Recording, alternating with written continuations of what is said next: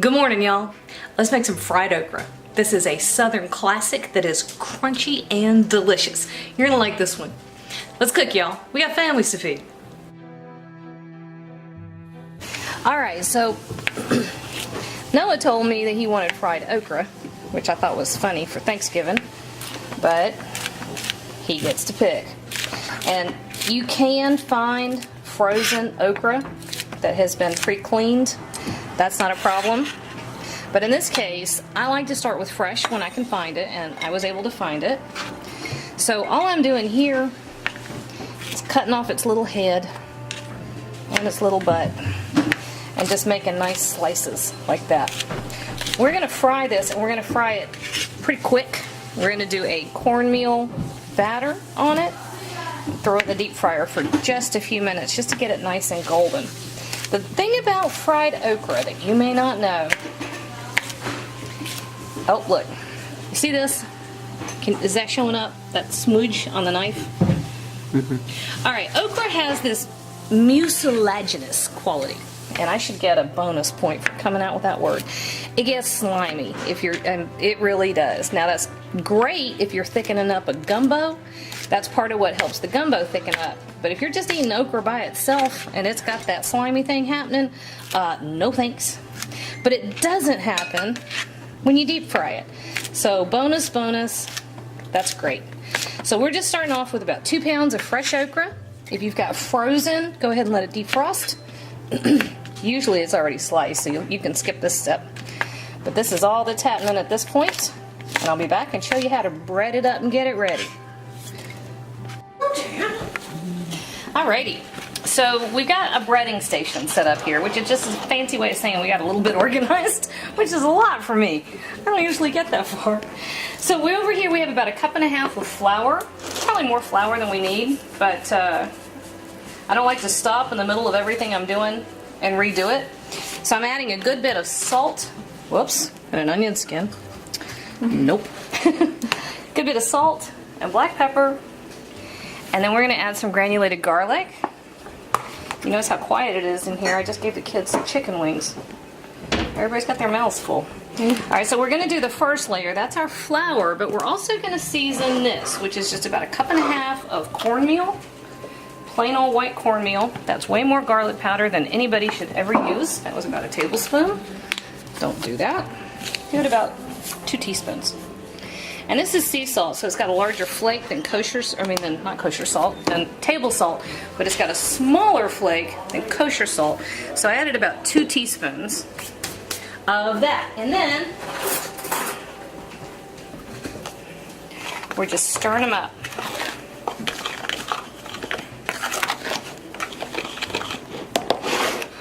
So when you're breading, often you will have 3 stages. So the first stage is to coat the food, but it gives the wet stuff something to cling to.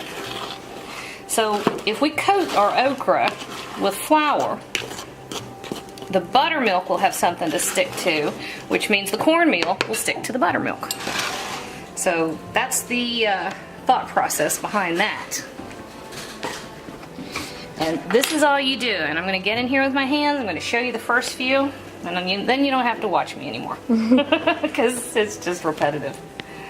So, like I said before, that okra is mucilaginous. It's got a little funk on it. Okay, that's natural, but it also means that the flour will stick to it. And then we throw it in here, and our buttermilk will stick to the flour. Okay. Then our next step will be to take the buttermilk coated okra and drop it in our cornmeal. And that is the 3 steps to breading. I've got a big old baking sheet over here lined with foil. And we're just going to set these over here until we get them all done. And then we will drop them in the fryer. So when I get all these done, I'm ready to fry them up. I'll come back and show you what they look like. Alright, so we finished breading up all of our okra, and we have our fryer over here. We have oil set to 350 degrees. There's a lot going on. The whole family's here. Levi's whipping cream, Lance's seasoning steaks. Bladen took a nap. I don't know. He spent the night. I think he's All right, tired. so we're dropping this, and this is just going to stay down long enough for it to get nice and golden. So we're going to let the fryer do all the work. It only takes a few minutes. And because we sliced that nice and thin, it's, you know, going to cook in no time. At this point, we're really after the right texture on the breading. Okay? We'll be back in a minute. Go. Are you tall enough to get in here? Yeah. All right, this is what we're after. You see they're perfectly golden brown? All right, so we're gonna pull these out of the fryer, and these are gonna go right on a paper towel. And something I want y'all to know, anytime you're dealing with fried foods, anytime it comes out, wait a minute, I lost the salt. Ah! Okay, as soon as it's out of the fryer, open your salt. Give it a light sprinkle, just a little bit, okay? And that's it. That's all there is to it. These are gonna, it's gonna burn my mouth, isn't it? Yeah. Yeah, I'm gonna do it anyway. Bless them. Oh my god. That's the best fried okra anybody's ever made. I promise you that. Hey YouTube, thanks for watching, and if you thought that video was helpful, do me a huge favor. Hit like, hit subscribe, hit the little bell so you get a notification whenever I post a new video.